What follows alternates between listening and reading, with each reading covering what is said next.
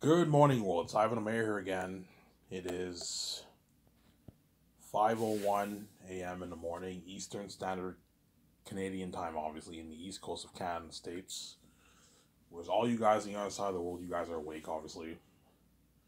And all you guys in the west coast of Canada States, you guys are sleeping. Right now, it's about, 2 o'clock in Western Standard Time in the west coast in America and Canada.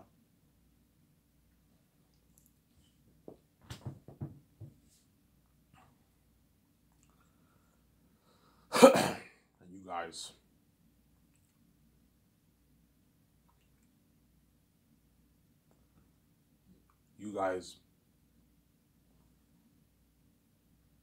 are sleeping.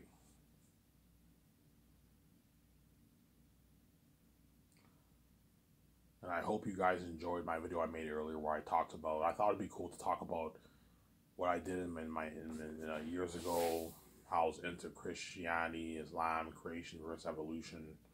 I did debates, and I talked about how evolution and creation is a hoax, obviously. Even though creation is a hoax, evolution is the bigger hoax. Because at least creationists have better arguments than the evolutionists. Because at least they believe that there was someone who created the universe. You see what I'm saying? Like the people who are young at creationists, they believe all the animals came from Noah's Ark, for a select section of kinds. That's far more scientific than believing these animals evolved from fish in the water. You see what I'm saying? And that's why the evolution theory is a full hoax, obviously. But creationism is also a hoax, because the Bible's not true. It's fantasy. You see what I'm saying?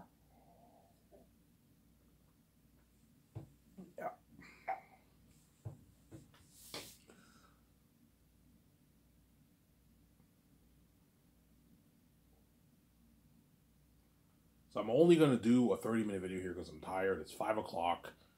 So I'll make a quick 30-minute video here. The internet cord's not here. Had the internet cord been here, I would have made a Hollywood news video. I would have discussed Avatar's box office. Avatar is now hitting $1.4 billion in the box office, which means there's a good chance it could hit $2 billion. By the end of January, perhaps March, it could hit $2 billion.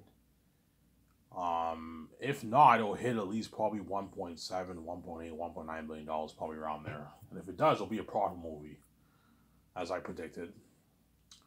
But you don't bet against James Cameron, like John Cappy says, right? You don't bet against James Cameron. James Cameron has proven the naysayers wrong over and over again. Two of his movies are among the top 3 highest gross movies of all time. You know what I'm saying? And if Avatar hits what? If Avatar hits 2 billion plus, it'll be among the top 6 highest grossing movies of all time. 3 of James Cameron's movies will be among the top 3 grossing movies of all time. Top 6 grossing movies of all time. Only 5 movies have done over $2 billion in movie history. So stay tuned. Today, I promise I will wake up earlier. I have to wake up earlier around 5. I won't sleep in, but sometimes I'm lazy and I just end up sleeping in. I'll wake up at 5 and I'll get my younger step brother's laptop and I'll make that Hollywood news video. And I'll talk about Avatar, perhaps James Gunn, I'll find some interesting topics to talk about. Maybe a day-old article talk about Avatar's success so far. How it did $1.4 billion. The question is, will it have enough legs to hit $2 billion? I don't know if it will. I don't know if it will, to be honest. I don't know if it will.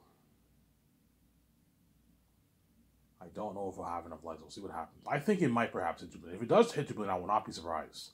Because it's Avatar. Avatar is like a big generational movie. It doesn't have the kind of impact that Star Wars has.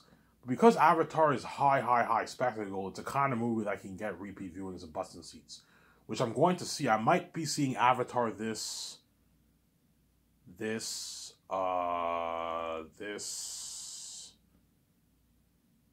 Thursday, perhaps. I might see Avatar. Either by myself or I'll see it with my younger brother at the theaters, at the Cineplex in Hall. I might see Avatar. Or I might see Black Panther too. I don't know. I kind of want to see Avatar because I want to get that 3D experience, obviously. Whereas Black Panther 2, I can just see at home, right? I mean, Avatar's the kind of movie you have to see at the theaters, man. Whereas Black Panther, you can see that at home if you want, right? But I mean,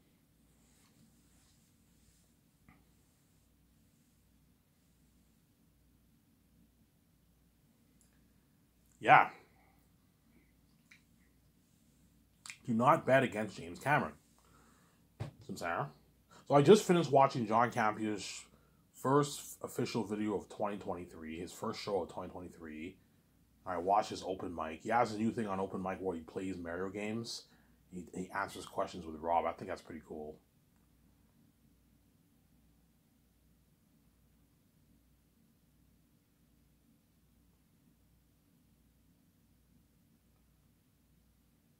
I think that's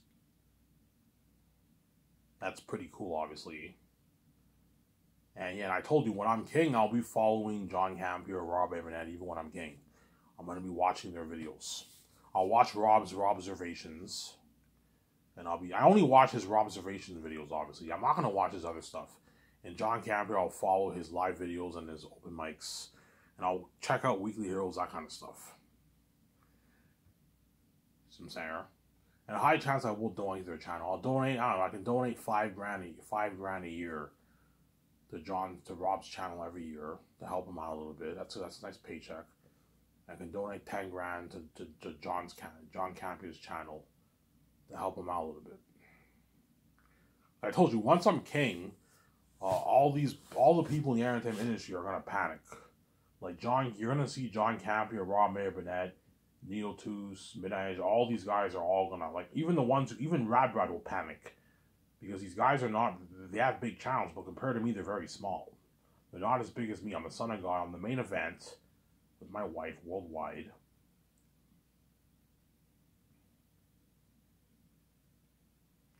I'm the main event worldwide.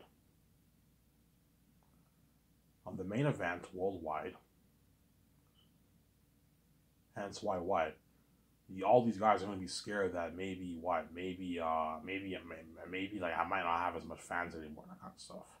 When I'm king, John Camp, Rob Marinello, the fans will still be tuning into the videos. Ivan, you think the views will be affected? I don't know. Their views might be affected by maybe a couple thousand people, maybe. They're still going to get the same views, but their channels are all now the side attention. Because while they do their live videos, Ivan and Vijay are trending online, and it's all the fans who watch their videos are sidetracked. They watch their show, but at the same time they want to look at Ivan and Vijay's trends online. They're the side attention. That's why they feel like total shit. They're all gonna panic. Oh man, I hope Ivan being king does not affect my YouTube channel, man. Because they worked very hard, to build their channels. They worked really, really hard to build their channels, obviously. Hence why it doesn't hurt to donate to their channels to help them out. Obviously. I'll find a section. You can contact them and, hey, I'm more than happy to donate money to your channel, to send you an e-transfer or a PayPal, whatever it is. I can donate $5,000 to Rob every year. I'll donate $5,000 every year to his channel to help him out. I can donate $10,000 to John's channel to help him out with their channel, pay their staff, all that stuff. Donate $10,000 to Neil Toos' channel. Donate $4,000 to Midnight Edge. You can do that to help them out, obviously. Considering you're a billionaire, it's pocket you can easily afford it, obviously. Do that way they appreciate you more and you help keep their channel flowing, obviously. Considering I'm now the main event with VJ and they're the side attention. Don't hate me, guys. I am now the main event with VJ and they're all the side attention now. Everyone in the world is now the side attention when I'm king. Me and VJ are the main event once I'm king, which is cool with me, obviously.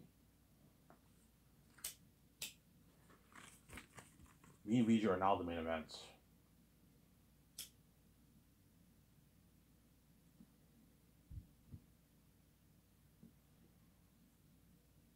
Me and Victoria Justice are now the main events. So after this video, I'm going to watch it, and I'll upload it later on today. Then I'm going to go to the store and cash in my cans. I have a good like $10 worth of ice. I have a bunch of cans. I have like 200 cans in my room.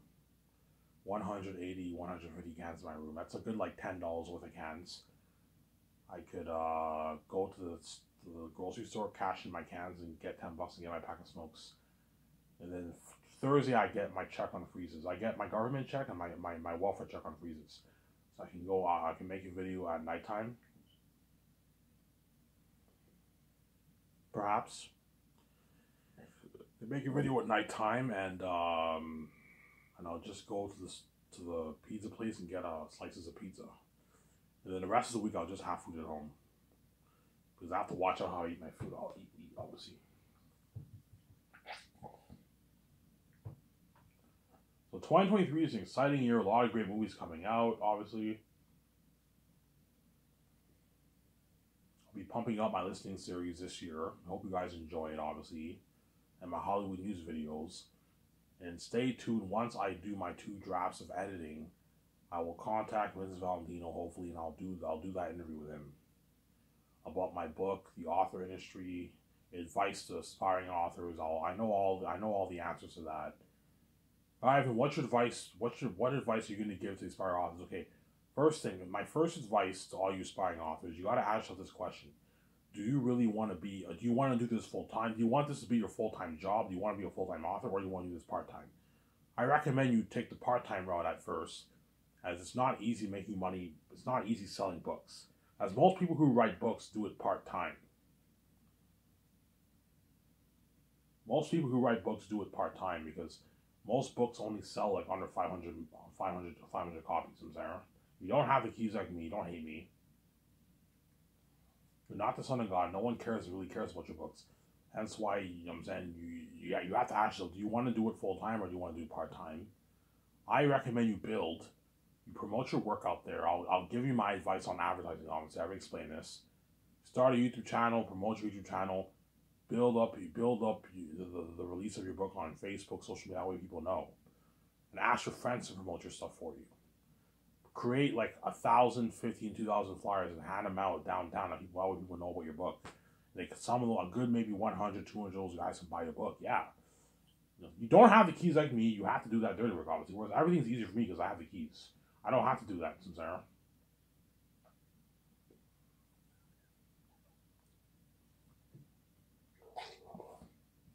Yeah. Yeah, if you want to be an author, you got to ask yourself a question. Do you want to do this to make money, or do you do this because you love writing? You love writing books. The money's nice, obviously, but you have to be a guy who loves writing books. I don't mind writing books, but writing books is not really my favorite thing to do. I have no choice. The doors are locked on me. As I had no choice but to write my own book, because everything is locked. I can't make any money, hence why I had no choice to write my own books, Sarah. And the doors have been open on me, I never would have wrote a book. I would be a fucking Hollywood actor, Sarah, an actor. I never would have written a book. I like writing books. I don't mind it, but it's not like my best hobby. I prefer acting, singing, and rapping over writing books, Sarah. But I had no choice, obviously. You know what I'm saying? Yeah, and then he's going to ask me about the author industry.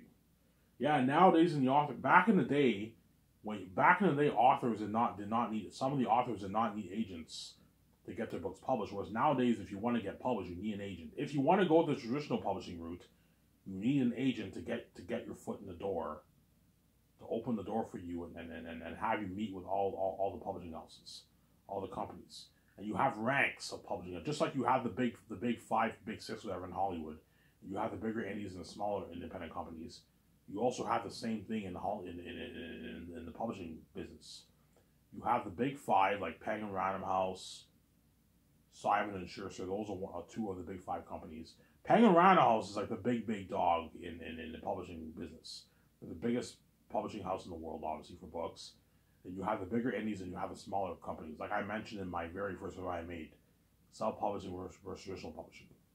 If you want to traditionally publish, you don't need an agent for that, but you need to do everything yourself, and you need to promote the shit out of your book, as you have to do everything yourself, obviously. But you make more money if you self-publish. You take home, for Lulu, I'm taking home 80% of the pie. Lulu only takes 20%. Yeah, I went online. Before I thought 60-40. No, Lulu takes 20% of the profits, and I take 80%. That's why I'm going to make something crazy like $10 billion off my book. Whereas if I traditionally publish, I'd probably make maybe $800, $1 billion off my book. So compare $1 billion I'm going to make off my book to the $10 billion I'm going to make off my book. Huge difference. And you keep all the rights to your novel. But the con about self-publishing is you're not going to see your book at a Barnes & Nobles in America or Chapters in Canada. You're not going to see your book at a bookstore. which is it's nice to have your book at a bookstore. Obviously, everything is online for self-publishing. You either create your own website, sell it on your own website, or you can sell on Amazon, Lulu, other online companies. I'm gonna sell mine on Lulu, and you get your online monthly royalties via PayPal, or you can either. There's two ways to get paid. You either get like 2 or 3 checks for the 1 year. You get like quarterly earning checks, obviously, or you get paid monthly via PayPal or every 2 weeks Amazon Pay, whatever it is. Obviously, whereas if you traditionally publish, the companies only give you like 15 to 5% of the profits, and your agent takes 50% of that. Don't forget that. Your agent takes 15% of that of your earnings. They don't take 50% of the publishing houses. No, the publishing houses take like 85 to 95% of the pie if you traditionally publish. But the pros of traditionally publish is you get the public. If your book is a hit, you're gonna get the public eye fame. You're gonna have book signing sessions. You might even be on a Jimmy Fallon show. You might get interviewed at a big event. You know how you have George R. Martin and Stephen King, they get invited to all these events. Yeah, you're gonna have all these big events like that. That's the pros of traditional publishing. You get the public eye fame, but you lost the rights of your novel. You have no control over your novel. You're a puppet pretty much. You do whatever the traditional publishing tells you to do, and you have no freedom because you're locked on. Because chances are, if you do a fantasy book, guarantee the traditional publishing houses will have you sign a 3-book deal. I guarantee if I sold out, obviously, I guarantee you, Penguin, the Gatekeepers of Ivan will put you with the best publishing house in America. We'll put you with Penguin Random House. I guarantee Penguin Random House will force me to sign like a multi-book deal. Okay, Ivan, you will sign your deal for Zanus. I want you to write prequels. And that if you sign that contract, you have to write the prequels, man. Whereas self-publishing, you're free. You can take your time writing your own book. But even though you're free and you can take your time writing your book, don't have the fans wait 10 years for your sequel. Try to pump it out at least maybe 2 to 3 years later. Don't have them wait like 6, 7, 8 years. I'm saying, even if you self-publish, I thought I'd throw it out there.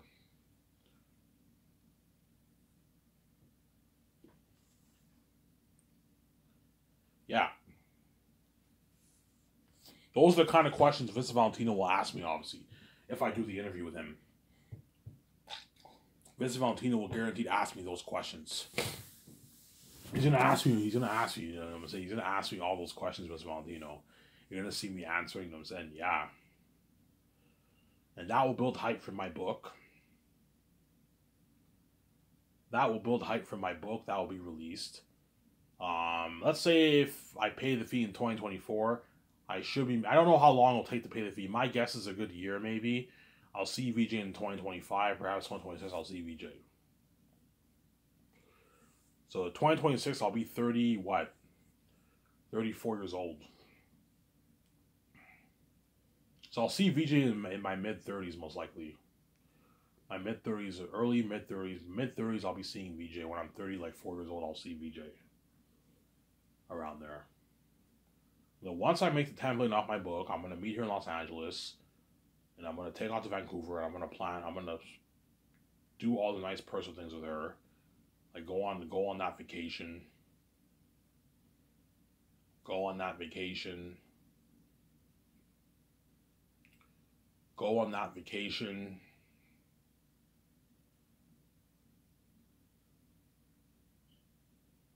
Go on that vacation. Build my $300 million condo. Buy my nice clothes. Shoes. Buy that jet. Buy that yacht. Buy my 2 jets. And I'm gonna call up George Lucas. I'm gonna plan my my SkySource company with George. George Lucas will help me plan my company. So we register the company for business taxes. We open a business account. We register for the LLC, the sole partnership LLC. So me and VJ will be joint partners, obviously, for the company. We're the co-owners of the company. And we're going to have to create a business account. And the bank will tell me, Ivan, do you want to take a loan or do you want to fund it yourself? No, I'll fund it myself. I don't need to take a loan. I'll fund it for $1,020 million. The Zanus movie. And that goes towards paying my cast and crew, the documentary, and funding the movie project. And if I do the game, I'll fund it for like $450 million. If I do the Xanax game. If I don't do the Xanax game, I'll not hire Rabbit. Don't pay me Rabbit. I'll just fund the movie for $1,020 million. That's used to fund the movie project. And after that, I have to buy land in Vancouver, and we have to plan out the construction project for my land, my Sky Source Studio property, obviously, property of land. I'm gonna tell them I want it to like this Gran Turismo picture here, to look like that. I want to like this Gran Turismo picture here. This Gran Turismo picture here. I want it to look like that, obviously. I want it to like this Gran Turismo picture here. He's like, holy shit, Ivan, that's beautiful. That's beautiful property of land, Ivan. And I'm like, yeah, it's beautiful property of land, yeah, man.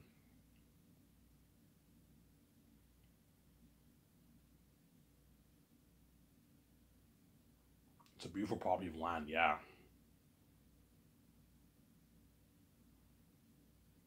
It's a beautiful property of land I'm gonna own. Obviously. Now, once that's over with, obviously, and we discuss what we want our property land to look like, the architects, I'm gonna have this architect design the whole layout. Yeah, I want you building an architectural model of the layout of my whole land. That way, the construction crewmen know that way they know what I want my land to look like. My grass is like property, and then I hire a construction company in Vancouver, and then they build my land. I'll pay the construction company a good maybe $3 million to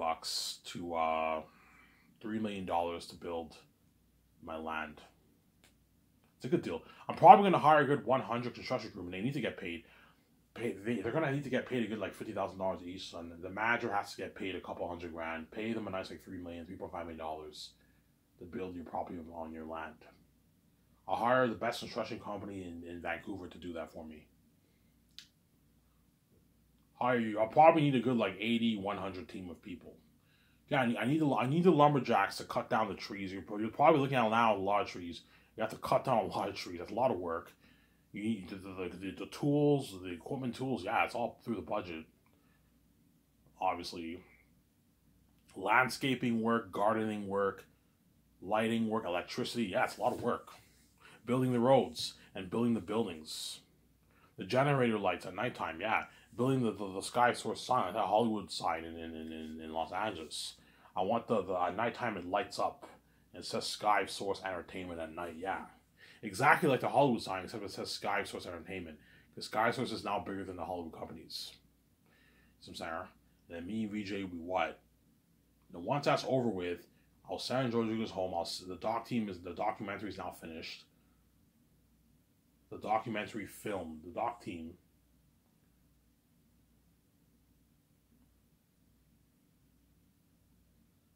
The doc team what?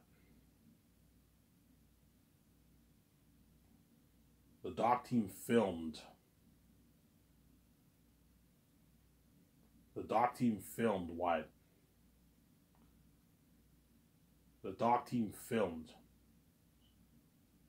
the what? I don't know, the 1 month of planning I did with, I don't know, 2 weeks, 3 weeks, 1 month, month and a half planning I did with George Lucas. Then once I start the process for Xanax and I hired my directors, I'll release the documentary earlier that first year. That way I build Buzz for the World. I'll have it be a good 2 hour, 2.5 hour documentary. Perhaps 2 to 2.5 to 3 hour documentary. I'll have the documentary be. It just depends how much footage they have. Chances are they might have more. Okay, look, if you have more footage, you can have a longer documentary if you want. Even a 4 hour documentary if you want. But I'll have a documentary be a good 2.5 hours long. That's good enough. 2.5 hours, 2 hour, 3 hour documentary of me planning Sky Source with George Lucas with VJ. That way you guys know what it was like when me and VJ first started Sky Source. And I'll hire my directors. Either Peter Jackson or Mel Gibson I will hire. I don't know who I'm going to choose. I might hire Mel over Peter. And I might hire Peter over Mel. We'll see what happens, obviously. And so me and VJ can now take our 8-month vacation. We look at the resumes for the 7 team. the photographers, graphic designers, only Hollywood ones. See, this ones are out. The web designer, and my doc team. I'm gonna put out the ads. Me and Vijay will look at all the resumes, and we'll choose our team, our team for the main guys. The head chefs, I'll put out the ads for them early the first year. You don't have to put out the ads for the head chefs early. No, head chefs you fly in when you start the project the first year, the following year. Whereas the other guys, you have to hire all those guys first. As the doc team on your foundation, they're the ones who film your documentary. You need to hire those guys right away. Your photographers are the ones who take your pictures for your magazine ads, for your website. If you want your website, and your web designer is the one who's launching your website, and your graphic designer is the ones who add the pictures. You need to hire those guys all right away. See what I'm saying? And you need to hire your 7 team right away. Obviously. Right? Yeah, and then, I don't know, 2027, it's official, the project of Last of Us has now begun, and the whole was going crazy. Oh my god, I can't, well, we gotta wait like 4 years for this? Yeah, the 4 years are gonna go by fast though. As most movies in Hollywood take a couple years to make. They announce movies like a year and a half, 2 years in advance, and 2 years later the movie comes out. Yeah. For Zane, it's looking at something long. They're looking at like almost a 5-year project. Something fucking long. Lord of the Rings was long. Lord of the Rings, they started pre-production like in 98, 97, they started pre-production of Lord of the Rings, man. And then finally, 2001, the movie came out. Yeah, you look at something like that for Zane. It's a long project. A 5-year project, something long. But the 5 years are going to go by fast. They're going to go by real fast, man. Before you know it, the first year of Last of Us starts. I don't know, I hired Peter Jackson or Mel Gibson. I hired Peter Jackson. I hired his wife, Fran. Barry Osborne. Obviously, and we're hard at work in the office for the Last of Us project, yes. And Docky's filming us, having a blast, obviously. And yeah. And Peter, I'll sign him to his $500 million deal. Mel Gibson, I'll sign him to his like $225 million deal, whatever it is. It's a good deal for both those guys. And if Peter wants more money, I'm like, Peter, I'm not paying you more money. You're fucking greedy. $500 million is enough money. You don't make this in Hollywood. I'm not going to sign you to an $800 million deal. You're fucking crazy, Sarah. You're fucking crazy, Peter. It's a deal, Ivan. Yeah, I gave you a good deal. I'm also giving you perks. Limo services, staying at a nice suite for 1 year, a luxury buffet, partying up my condo, my yacht. If Docky's filming you, you know what I'm saying? You're going to be part of my parties. You're part of that buzz with the fans, worldwide fans. You're going to see people trending with me and VJ. Yeah, I gave you a good fucking deal. I gave your wife, Fran, a good deal. I gave Barry Osborne a good deal. I'm not paying them any more money, man. Fran gets her flat million. Barry Osborne gets $850,000. That's a good deal. You're my assistant producers. I'm not giving you a piece of the profits. No. Guillermo del Toro, because he's a big director, he's your assistant director, you give him a nice like $8 million of the profits. Because he's your assistant director, give him his millions for the profits. But don't let him rip you. If he wants like $20 million, I'm like, Guillermo del Toro, if you were my director, I would gladly give you more money, like $15, $16 million of royalties, but you're not. You're my assistant director, hence why I'm paying you a bit less. An $8 million check is a good paycheck for assistant director for the royalties. I'm paying you like a $3 million base. That's a good deal. You don't make this in Hollywood as an assistant director. Assistant directors get like a couple $100,000 in Hollywood. $1 million at most, yeah. I saw, this is how much you make in Hollywood, Guillermo del Toro, as a fucking director. Yeah, Ivan, I make on average like 7, 5, 8, 10 million in Hollywood for my movies. And you just signed like an $11 million deal. I gave you a good deal for assistant director. Alright, you're paying Peter way more than me. I'm going to tell Peter, man, I know you're happy you signed this massive contract. You're going to be my star director of this amazing Zane's movie. Aratat and all them devils, I'm saying. The most horrific beings in movie history. Please don't tell Guillermo del Toro how much I pay you. He can get very, very envious as you're making way, way, way more than him. It's an embarrassment of riches, Peter, please. I have a word, but I won't tell him. Yeah, Peter, keep it to yourself. Don't tell the actors. Don't tell Guillermo del Toro, and don't even tell my 7 team how much money you're getting paid. The only ones who will know how much Peter got paid are my accountant and legal advisors, obviously. They might snitch, obviously, you know what I'm saying? I'm like, hey, guys, I recommend you keep Peter's contract between yourselves. Don't tell them how much that he got. They already know. They saw my videos. Don't tell them that, though. Otherwise, all these crewmen, the Lord of the Rings crewmen and the Hobbit crewmen, right? The actors and my 17, they can get envious. Peter's signed a massive contract. A $500 million deal, man. He's making way more than everyone else. And then me and Vijay are making way more than Peter, That's how it works. It's the hierarchy, right? Yeah.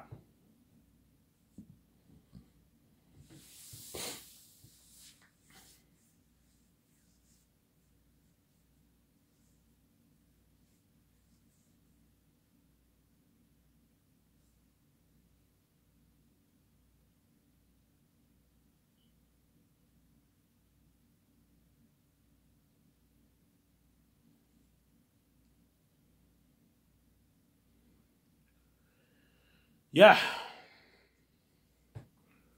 Right? And Peter will help me to call some the main things, sign the contracts the first year, co-write the script with me, do the consults with me, obviously, take his notes.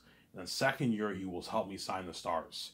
Now, I'm not going to let Peter take the actor's money. I'm like, Peter, you're not getting a dime off the actor's money. I'm already paying enough money. You try to get a piece of the actor's money, I'm not going to let you take their money, Peter. And once I sign the stars the second year, I'll take them out to a nice dinner. The Boston Pizza, we have a good time for a good, 2 hours. Get pictures. Cheers, guys. We're going to be movie stars. You see John Vega, Vaughn, Joe J, DJ Monsu. They're all happy. Cheers, Ivan. Are you guys ready to go on this perfect journey with me? We're ready, Ivan. I give that toast, and they're like, cheers. And we eat our food. We have a good time.